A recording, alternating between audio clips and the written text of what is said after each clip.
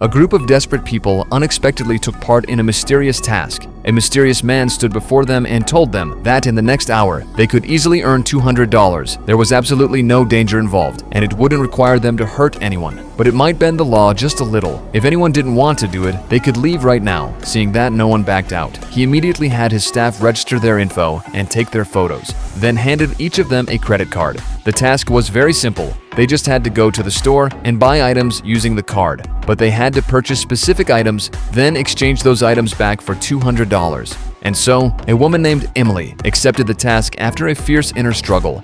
She was broke and couldn't even afford her rent. With a might-as-well-try attitude, she bought some electronics as instructed, her heart racing as she swiped the card. She watched nervously as the machine processed the payment. Emily started to panic. If the card was fake or failed, she could end up in serious trouble. Luckily, with a beep, the payment went through, but as she wheeled her items out of the store, she suddenly heard security footsteps behind her. Yo, you gonna pay for that?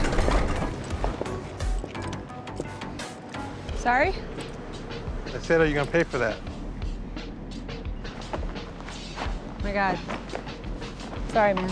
But it was just a false alarm. Emily handed the items to the contact and smoothly received her $200 as she was about to leave. The organizer, Mark, asked if she wanted to take the next job. This time, the reward would be 10 times more. $2,000. Faced with such an offer, Emily naturally agreed. Mark told her to go home and wait for instructions. Back home, Emily could live off the $200 for a few days. Some might wonder why someone so young didn't just find a proper job. It was because 6 years ago, she was convicted of a serious assault, leaving her with a permanent criminal record. No matter where she applied for work, no one wanted to hire her, so she scraped by delivering food part-time. But even so, her massive debt kept her struggling to breathe. And then one day, Emily got another message from Mark asking if she wanted to continue. She said yes without hesitation. After all, $2,000 could ease a lot of her troubles. When she met with Mark again, he explained the next assignment. She needed to use their credit card to buy a car, but she only had 8 minutes. Because when a car is bought with a card, the bank often calls to verify, and the card they gave her, to be frank, was fake. It would work on the machine,